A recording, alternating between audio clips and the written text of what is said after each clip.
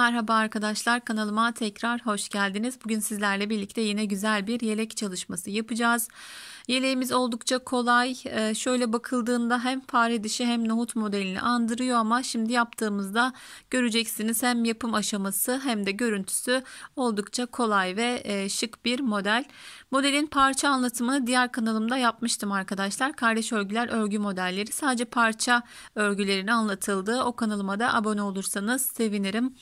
Yeleğimizi 2 yaş olarak uyguladım. Sizlere de 2 yaş olarak anlatmayı planlıyorum. Yakada böyle hazır gibi lastik tekniğini kullandım. Yine robamızda kolay bir roba tercih ettim. Sizler isteğinize göre farklı robaların altına da modelimizi uygulayabilirsiniz. Yaka tekniğini anlatmayacağım arkadaşlar. Ayrıca uzunca bir anlatım gerektiriyor. Daha önce kanalımda anlatmıştım. Videonun altına açıklamada linkini bırakacağım. Oraya tıklayarak kolaylıkla uygulayabilirsiniz. Kartopu Baby One 3 numara şiş ile örmüştüm arkadaşlar. 16 sırada bir de ileğimizde açacağız. Bazen videonun başında söylemeyi unutuyorum. Bu şekilde 15 ya da 16 şeklinde açarak yeleğimizi tamamlayacağız. Burada farklı bir ip kullanacağım. Yine benzer, yani kullandığımız ipin dokusuna benzer bir ip, aynı özelliklere sahip. Renk kodunu da şöyle bakabilirsiniz. 2533 renk kodlu güzel bir renk. Bunda da model oldukça güzel gösterecek kendini diye tahmin ediyorum arkadaşlar. Yaka tekniğini kullanarak 85 ilmek, yani normalde 85 ilmek başlıyoruz. Yaka tekniğini kullanacaksınız eğer, yapacağımız sayının yarısı kadar başlıyoruz. 43 ilmek başladığınızda teknik bitiminde arkadaşlar 85 ilmeğimiz olacak. Dediğim gibi kullanmak istemezseniz de 3 ya da 4 diş haroşa yaparak yeleğinize başlayabilirsiniz. Ben yaka teknik aşamasını geçtim. Haroşamı da tamamladım. Şöyle 3 diş haroşamı ördüm. Ayrımlarımı da yaptım arkadaşlar. Yakayı başlayacak hazır hale getirdim. Ayrım sayılarımızı da verelim. 85 ilmek şu anda şişimizde var. 16 ilmek önler, 25 ilmek arka, 10 ilmek de kollar arkadaşlar. 2'şer ilmek de beden aralarına verdiğimizde toplamda 85 ilmek olarak başlayacağız. Şimdi haroşalarımızı tamamlıyoruz. Haroşamızın arka sırasında şöyle arka sırasına geldiğimizde yaka düşürme tekniği yapacağımız için sıra başına kadar gelmedim. Birlikte robamızın artırma yerine geçelim arkadaşlar. Kolay bir roba olacağı için çok fazla uzun anlatmayacağım. Öncelikle şöyle 3. haroşamızın yaka tekniği kullandığım için 3 diş haroşa yaptım. Normalde 4 dişte yapabilirsiniz. Şimdi burada öndeki ilmeklerim var arkadaşlar. 16 ilmeğim var. Öncelikle 2 ilmek öreceğim. Yaka düşürme tekniği yapacağımız için geri dönüyorum. İlk ilmeği örmeden aldım ve biraz da gerdirdim arkadaşlar. Şurada döndüğümüz yerlerde görüntü bozuk olmasın. Ayracımı çıkardım artık. Bir tane artırıyorum. 2 ilmek ters örüyorum. Ben haroşamı ters ördüğüm için ters örüyorum arkadaşlar. Sizler düz örüyorsanız eğer şuradaki ilmekleri ön sırada düz, arka sırada düz örebilirsiniz. Tekrar burada artırdım. 10 ilmek. Tekrar şöyle bir özetleyeyim arkadaşlar. 14 ilmek kalırken dönmüştük. Sol şişimizde 14 ilmeğimiz vardı. İlk ilmeğimizi örmeden aldık. İkinci ilmeğimizi ördük. Artırdım. 2 ilmek haroşa artırdım. Koldaki 10 ilmeğimi örüyorum. Sizler sayarak yapın. Ayracım olduğu için saymıyorum. 10 ilmeğimi ördüm. Bir tane artırdım. 2 ilmek düzümü ördüm. Tekrar artırıyorum. 2 ilmek haroşamı ördüm arkadaşlar. Tekrar artırdım. Arkadaki ilmeklerimi düz olarak örüyorum. Kolay bir roba tercih ettim. Anlatması da kolay oluyor ama kanalımda birçok roba modeli var arkadaşlar. Dilediğinizde başlayıp aynı sayılarda yapabilirsiniz. Bu renkten nasıl duracak ben de merak ediyorum arkadaşlar. Yaptığım modellerden çok fazla yapma imkanım olmuyor. Hep yeni model çalışması yaptığım için maksimum 2 tane, bazı modellerden arada sipariş olduğu için tekrar örüyorum ama çok fazla yapmak nasip olmuyor her renginden. Çok istiyorum aslında hani takım yapayım ama video çektiğim için, yeni modeller çalıştığım için çok fırsatım olmuyor. Arkadaki ilmeklerimizi düz olarak ördük. Yine artırdık. 2 ilmeğimi haroşa örgü ördüm. Yine bir tane artırıyorum. İlmeklerimi koldaki düz olarak örüyorum.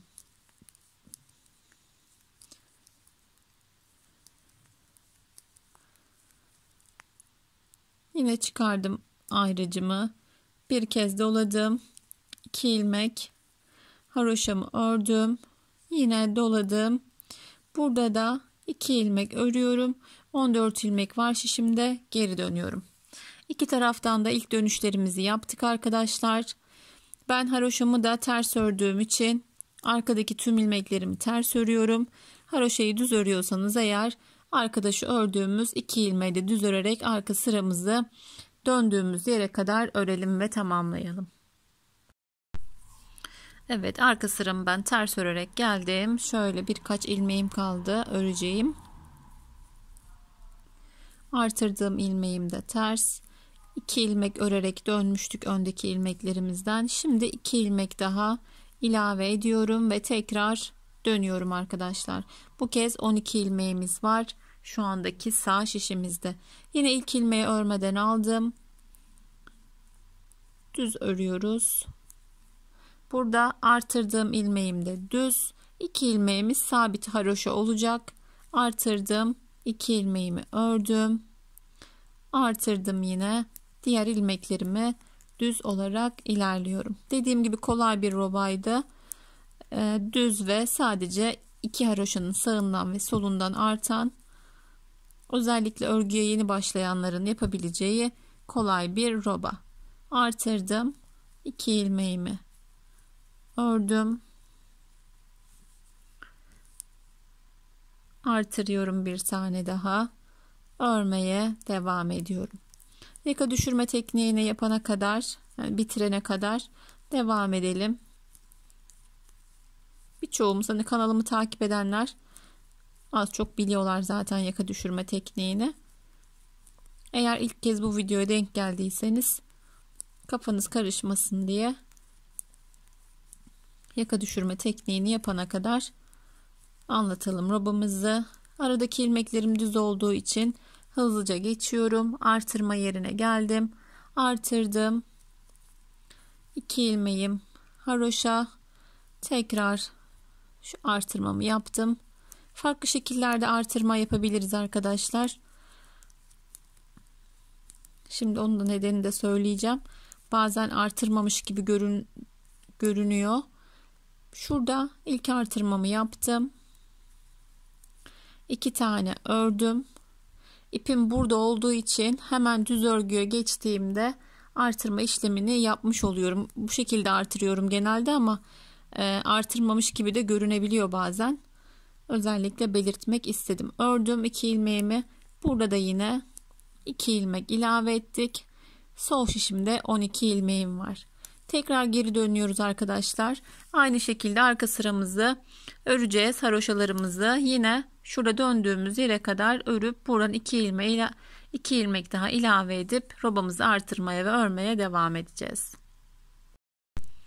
Evet, yine ikinci arka sıramızda tamamladık arkadaşlar. Şöyle döndüğüm yere kadar yaklaştım. Öncelikle döndüğüm ilmeğimi örüyorum. Yine 2 ilmek daha ilave ediyorum. Sol şişimde şu anda 10 ilmeğim var. Bir sonraki sırada 3 ilmeği ilave edeceğim ve sadece kenar patım kalacak. Dönme işlemimize, yani yaka düşürme işlemimizde bir sonraki sırada tamamlanmış olacak. Yine örmeye devam edelim. Artırdığım yere kadar takip etmeye gerek yok. Artırdığım ilmeğe kadar düz olarak ilerledim. Artırdım. 2 ilmeğim haroşa. Tekrar artırdım.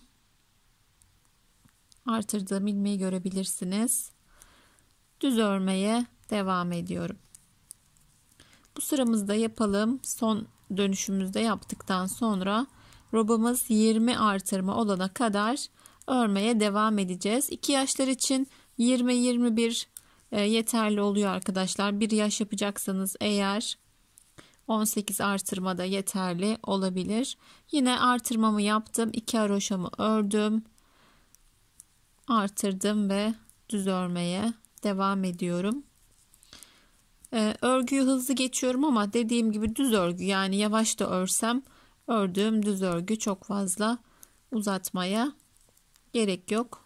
Örnek olsa mutlaka yani ilmek alışlarını detaylı anlatmak gerekir ama düz örgü diyerek ilerletiyorum.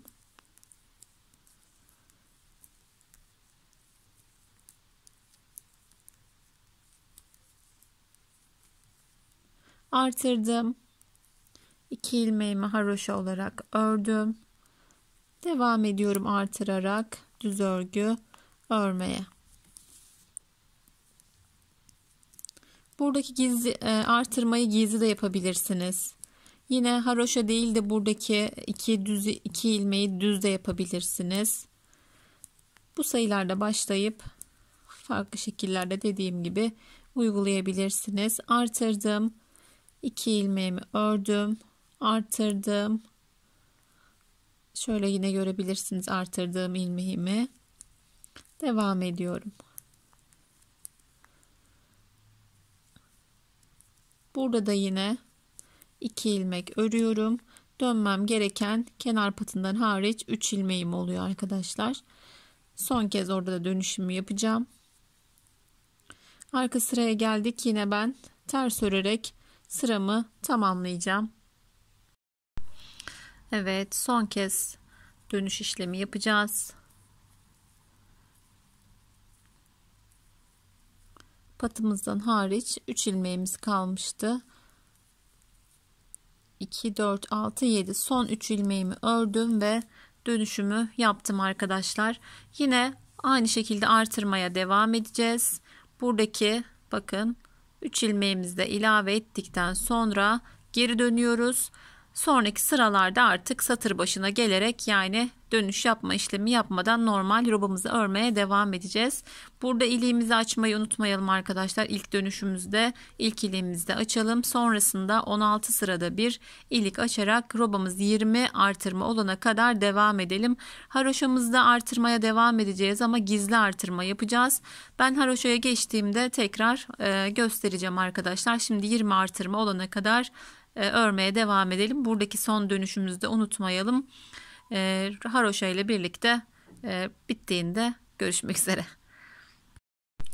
Evet arkadaşlar, robamızı örmeye devam ettik. Toplamda 20 artırma olduğunda bizim için yeterli oluyor 2 yaş bir yelek için. Şimdi dediğim gibi haroşaya geçeceğiz ama gizli artırma olarak buradaki artırmalara devam edeceğim. Kol altında çok fazla artırmaya gerek kalmasın diye arkadaşlar. Beden sayımız yeterli olmuyor roba bittiğinde. Ara artırmaları yapmamız gerekebilir ya da kol altı. Ama bu şekilde robada artırmaya devam edersek çok fazla artırmaya gerek olmuyor kol altında. 5 ya da 6 ilmek yeterli oluyor. Çok fazlası kol altında çok genişlemeye sebep oluyor. Bu da güzel durmuyor. Yani roba bitiminde bedende 130 ilmek kalıyor bazen. 20 ilmeğe kadar ihtiyacımız olabiliyor. Bunda 10'ar ilmek artırırsak kol altı çok fazla genişliyor. Dediğim gibi artırmaya devam edersek model için kol altında çok fazla ilmek gerekmiyor. Yani 6-7 maksimum. Şöyle göstereyim bir. Sonrasında 3 diş örmeye devam edeceğiz.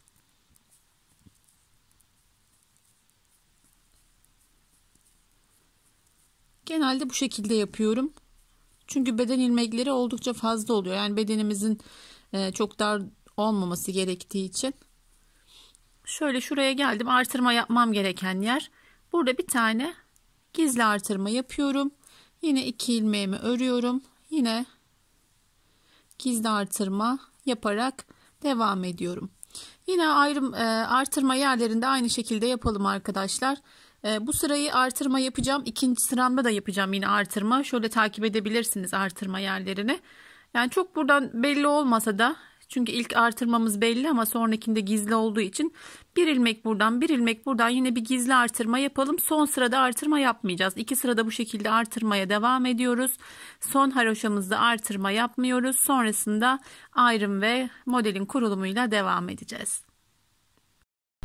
Evet, robamız tam olarak tamamlandı. 2 sıra gizli artırma yapmaya devam ettik. Son haroşa sıramızda artırmayı yapmadık. Henüz arka sıramı tamamlamadım. Burada kesme ve ayrım işlemlerini yapacağım. Robalarda, bu yakadan ayırdığımız robalarda toplam sayıya göre ayrım yapmıyoruz arkadaşlar. Genelde bu soru çok geliyor. Toplam ilmek sayısı kaçtı? Ben şu kadar yaptım. Şimdi nasıl ayırmalıyım diye. Burada sayarak ayrım yapmıyoruz. Burada bakın beden arasında 2 ilmek var. Bu ilmeği bir bedene bir kola olacak şekilde işaretliyoruz ve ayrımlarımızı bu şekilde yapıyoruz. Ama sayıya şurada ihtiyacımız var. Kolları saymıyoruz. Bedendeki ilmek sayılarını sayıyoruz. Şu anda toplamda 149 ilmeğimiz var arkadaşlar. Kolları çıkardıktan sonra beden ilmek sayımız. Yani önlerde 39, arkada 71 ilmek var. Toplamda dediğim gibi 149 ilmeğimiz var. 5'er ilmek kol altından artırma yapacağız. 159 ilmekle modelimizi kuracağız. Ayrım yerini şöyle göstereyim. Bakın şöyle takip ettiğimizde tam olarak ortasından, yani şu 2 ilmeğin ortasından ayrımımızı yapıyoruz. Dediğim gibi ekstra sayı saymamıza gerek olmuyor arkadaşlar. Şurayı da ayıralım birlikte.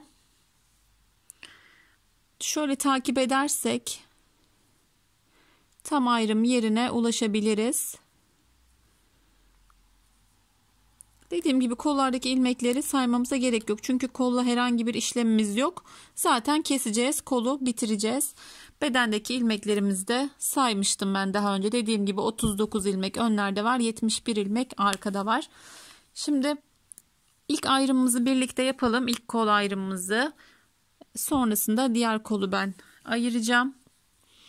Ve modelimizi kurarak devam edeceğiz. Modelimiz zaten bir sıradan oluşabilen bir model. Yani bir ön sırada bir arka sırada işlem yapacağız. Modelimiz oldukça kolay. Çok uzun ve detaylı anlatım gerektirmeyen bir model. Ön anlatımını dediğim gibi diğer kanalımda yapmıştım. Şimdi haroşamızın arka sırasını örüyoruz arkadaşlar. Bir ön ve bir kolu örelim. Şöyle ayrıcımıza kadar gelelim. Sonrasında kesimle devam edelim. Evet, son ilmeklerim kaldı. Şöyle kol ayrım yerine kadar geldim öncelikle arkadaşlar. Arka sıra haroşamı örerken.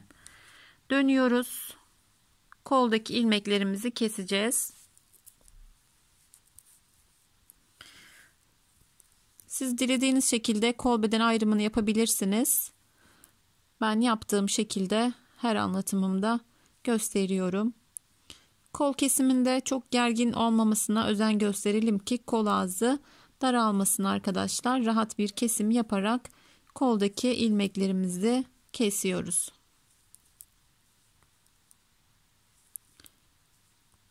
Burada kız bebek için yapıyorsanız kolda tırtıklı kesme tekniğini kullanabilirsiniz. Yapımını yine kanalımda bulabilirsiniz. Şöyle diş diş, tırtık tırtık kesme tekniği özellikle kız bebek yeleklerine çok yakışıyor. Kullandığım renk zaten unisex bir renk. Hem kız hem erkek bebek için de kullanılabilir. Ben normal bir kesim yapmayı tercih ettim. Dilerseniz kardeş örgüler tırtıklı kesme tekniği yazarak yapmak isterseniz videosuna ulaşabilirsiniz. Kesmeye devam edeyim ben kolumu. Kesmeye devam ettim. Şöyle 4 ilmeğim kaldı. 1 2 3 şişimde kalan ilmeğimi de öndeki ilmeğime takıp kesiyorum ve 4 ilmeğimi de kestim. Şimdi kol altında dediğim gibi modelimizi kurmak için, yani bu modeli kurmak için 5 artırma yapmamız gerekiyor. Bu her modele göre değişir arkadaşlar. Bedendeki ilmeğinizi sayıp kalan ilmeği kol altında artırıyorsunuz. Şurada kestiğimiz için bakın bir çıkıntı var. Şöyle ilk kestiğim ilmekten taktım. Üçünü birlikte ördüreceğim. Hem kol altı daha sağlam olacak. Burada 5 ilmek atıyorum. 1 2 3 4 5 ilmeğimi attım. Öncelikle birleşme işlemini yapacağım. Şöyle yine bir özetleyeyim arkadaşlar. İlk kez yapıyorsanız eğer, haroşamın ön sırasını örerek geldim. Arka sırasını tamamlarken bir ön bir kolu ördüm ve şuraya kadar geldim. Geri döndüm, kesme işlemini yaptım. Tekrar geri döndük, artırdık ve birleştirme işlemini yapıyoruz. Bu şekilde çok güzel oluyor arkadaşlar kol artırmaları. Yaptıkça zamanla geliştirerek farklı şekillerde artırmalar yapıyoruz. İlk ben de bu şekilde yapmıyordum ama zamanla bu şekilde yapıyorum. Çünkü bir sonraki sırada model kurmamız gerekiyor. Hem model kurup hem kesme işlemi de olmadığı için bu şekilde daha düzgün oluyor. Birleştirmemi yaptım. Şöyle 2 ilmekte ördüm. Tekrar geri dönüyoruz. Devam etmiyoruz. Devam da edebiliriz aslında. Artırmamızı yaptık ama bir sonraki sırada burada model olacağı için birçok örnekte özellikle geri dönüyoruz. Zemini bir sıra öreceğiz. Artırdığım ilmeklerimi de haroşa olarak örüyorum. 5 ilmek artırmıştık. Son ilmeğimi artırdım. Onu da ördüm. Bakın şurada yine bir ip uzaması oluyor. Ördüğümüz zaman kol altında bu hoş görünmüyor. Buna da kendi kendince bir teknik geliştirdim. Şöyle atıyorum, doluyorum ip şişimin üzerine. Yine burada ikisini birlikte ördürerek düzgün bir birleştirme işlemi yapıyorum. Yine 2 ilmek de buradan ilave ettim. Bakın kol altında hiçbir ilmek uzaması olmuyor. Buradaki ilmek uzaması kötü görünüyor ve çok sağlıklı da olmaz arkadaşlar. Zamanla kol altı gerildiğinden oradaki ipte aşınma ve kopma olabilir. Bu şekilde gerçekten düzgün bir kol birleştirmesi yapıyoruz. Yani ben o şekilde yapıyorum. Sizler de yaparak daha düzgün kol birleştirmeleri elde edebilirsiniz. Tekrar geri döndüm ve artık örmeye devam ediyoruz. Kol altımızda bir sırada kestik, artırdık, ördük. Bakın model kurmaya hazır hale getirdik. Şimdi devam edeceğiz. Diğer kolu da aynı şekilde arkadaşlar. Bunu gösterdim. Ben onu yapmaya devam edeceğim. Yine burada olduğu gibi arkayı örüyoruz. Kolu örüyoruz ayrım yerine kadar. Geri dönüyoruz. Kolumuzu kesiyoruz. Tekrar geri dönüyoruz. Burada artırmamızı yapıp birleştiriyoruz. Artırdığımız ilmekleri örüyoruz. Sonrasında burada olduğu gibi satır başına gelerek kol altı birleştirmesini tamamlıyoruz. Modele geçmeden bir sıra düz örmemiz gerekiyor arkadaşlar. Bir sıra düz ördükten sonra modeli koyacağız. Sizler kol altını yaptıktan sonra bir sıra ön sırada düz, arka sırada ters örelim ve modelin kurulumuyla devam edelim. Evet, her iki kol kesimini de tamamladık. Bakın oldukça düzgün kol kesim ve artırması yaptık. Hiçbir iplik uzaması yok. Bir sırada düzümü ördüm arkadaşlar. Modelimi kurmadan haroşamı kol kesimimi yaptıktan sonra ön sırada düz, arka sırada ters örerek bir sıra düz ilerlemiş olduk. Şimdi geçelim modelin kurulumuna. Oldukça kolay ve keyifli bir model. 7 kenar patımı örerek başlıyorum. Toplamda şişimizde 159 ilmek olması lazım arkadaşlar.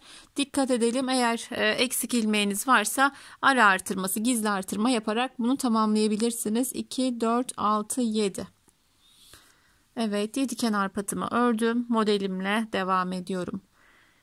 Öncelikle düz örgü örüyormuş gibi bir ilmeğimi ördürdüm. Şişimden ilmeğimi çıkarmadım. Bu kez arka taraftan bir tane daha ördürdüm. Bir ilmekten 2 ilmek. 2 ilmek ters. Tekrar şöyle biraz daha görüntümü yaklaştırayım. Daha net görebilelim. Öncelikle şişime bu şekilde giriyorum. Bir tane örüyorum. Çıkarmadan bir kez de bu şekilde ördürüyorum. 2 ilmek, arada ters. Tekrar şöyle yakın göstereyim. Bakın, ilmeğimle şişimi geçiriyorum. Bir tane ördürdüm. Şişimi arka taraftan da bir kez batırdım ve ördürdüm. 2 ilmek ters. Tekrar birkaç kez daha yavaşça göstereceğim. Şişimi geçirdim, ördürdüm. Sonra bir kez de arka taraftan geçirdim. Bunu şey gibi düşünebiliriz arkadaşlar. 2 ilmeğimi ters öreyim. Ben düzümü hep bu şekilde örüyorum. Bazı arkadaşlarımız da düz ilmeği bu şekilde alıp örüyorlar. Öyle düşünebilirsiniz. Önceki ilmeği benim aldığım gibi, sonraki ilmeği de farklı alışlar yapanlar gibi alıyoruz ve örüyoruz. Bakın, bir kez önden şişimi arkaya alıyorum. Bir kez de arkadan batarak düz örüyorum. 2 ilmek ters. Bu şekilde sıra sonuna kadar, bakın elimiz alıştığında çok seri ve hızlı yapabiliriz. Rutin geliyor artık yani bu şekilde yapmak. Son kez yine bir kez daha yavaşça göstereyim arkadaşlar. Sadece bu işlemi yaptığımız için uzun uzadıya anlatmaya gerek yok. Bir kez bu şekilde geçirdim. Bir kez de bu şekilde ördürdüm. Arada 2 ilmek ters. Şunu da söyleyeyim, modelimiz 3 ve katları artı 1 ilmek şeklinde oluşuyor arkadaşlar. Patlar dahil 159 ilmek ile başladık. Daha küçük yapmak istiyorsanız bu 159'dan 3 ilmek eksilterek 156, 153, 150 bu şekilde eksilterek de yapmanız mümkün. Daha fazla da yapacaksanız eğer 3 ilmek ilave ederek sayınızı ayarlayabilirsiniz. 2 yaş için 159 ilmek ideal oluyor. Biraz fazla gelebilir başka modellere göre. Hep söylüyorum, hani ilmek sayısı yapacağımız modele, ip numarasına, ip kalınlığına, şiş numarasına göre hep değişir. Çok açan bir model değil, çok ekstra toplayan bir model de değil. Ama 159 ilmek yaptığımızda bedenimiz rahat oluyor arkadaşlar. Daha küçük yaparsanız 2 yaş için robamız geniş durur, altı biraz toplamış olur. Bu da hem kullanım açısından hem de görüntü açısından hoş olmuyor. Örmeye devam ediyorum bu şekilde. Yavaşça gösterdim birçok ilmeğimi. Şöyle sıra sonuna kadar örmeye ben devam edeyim biraz. Evet, hızlıca örmeye devam ettim arkadaşlar. Devam ediyorum yine. 2 ters, 1 ilmeği ördürüyorum. 1 ilmek de arkadan alarak 1 ilmeği 2 ilmek yapıyoruz arkadaşlar. Bu sırada ilmek sayımız haliyle artmış oluyor. 3 ilmekte 1 ilmek artıyor çünkü. 2 ilmek ters ördüm. Şöyle yine yavaşça göstereyim. Videonun başını, yani ilk işlem yaptığım sıraları tekrar tekrar izleyerek rahatlıkla yapabilirsiniz arkadaşlar. Bakın, tam sayılı ayarladığım için tam denk geliyor. Yani videoların amacı da bu zaten arkadaşlar. Bizler daha önce modelleri örüyoruz, sayılarını ayarlıyoruz. Sizler rahatlıkla yeleklerinize uygulayabiliyorsunuz. Kalan ilmeklerim haroşa örgü.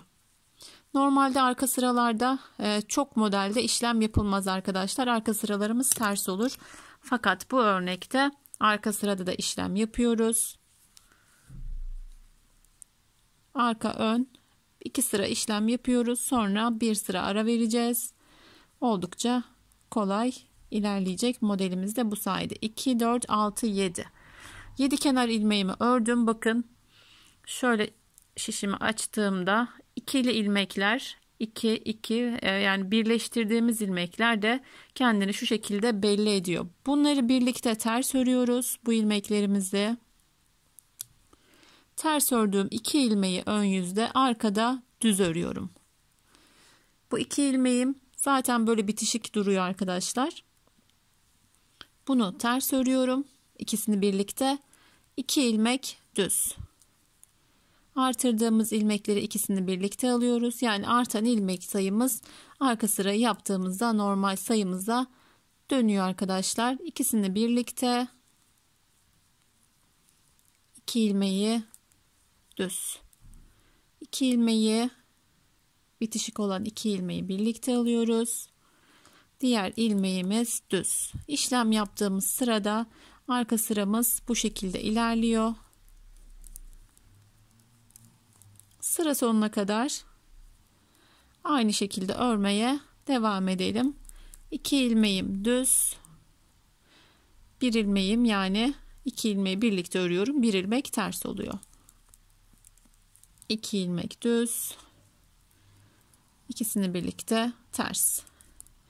Evet, aynı şekilde yine sıra sonuna kadar ilerleyerek devam edelim. Evet, arka sıramı örmeye devam ettim. Son ilmeğim yine ikisini birlikte aldığım ilmek. Kalan ilmeklerimi ben ters ördüğüm için haroşamı ters örerek tamamlıyorum. Şimdi geçtik yine ön sıramıza. İlk başlangıçta modele başlamadan bir sıra düz örmüştük arkadaşlar. Yine bu sırada hiçbir işlem yapmadan tüm ilmeklerimizi düz, arka sırada tüm ilmekleri ters öreceğiz. Bakın şu anda gördüğümüz tüm ilmeklerimi haroşadan hariç düz olarak öreceğim. Arka sıramda da tüm ilmeklerim ters olacak. Bu sırada işlem yapmıyoruz. Şöyle 1-2 model yaptığımızda daha net çıkıyor ortaya. Araya düzler de girdiğinde tabii ki. Bakın şu sırada belli değil ama düzü geçtiğimizde yavaş yavaş bakın hemen model belirmeye başlıyor. Şöyle başlangıcını yaptım arkadaşlar. Dediğim gibi bu sıramızı düz örelim. Arka sıramıza ters örerek ikinci model kurulumuyla devam edelim. Evet, bir sıra düz, bir sıra ters ördük. Örgümüzü biraz ilerlemiş oldu arkadaşlar. Şöyle ikinci modelde bir başlangıç yapayım. Sonrasında videomu sonlandıracağım. Çünkü aynı şekilde ilerliyor modelimiz. Bazı modeller 10 sıra bile anlatım gerektirebiliyor. Çünkü her sırası farklı oluyor ama burada fare dişi gibi aynı düşünebilirsiniz. Aynı şekilde ilerleyecek. Kaydırma hiç yok. Hemen haroşadan sonra işleme başlıyoruz. Bir önden bir arkadan ördüğümüz, sonra 2 ilmek ters. Modelle başlayacağız. Modelle bitecek. Yani model dediğim bu işlemi yaptığımız ilmeğimiz. Başlıyoruz haroşadan hemen sonra 2 ilmek ters. Oldukça kolay bir model. Bir sırada bu işlemi uyguluyoruz. Ön sırada, bir sırada uygulamıyoruz. İşlemi yaptığımız sırada arka sırada ters ördüğümüz ilmekler düz.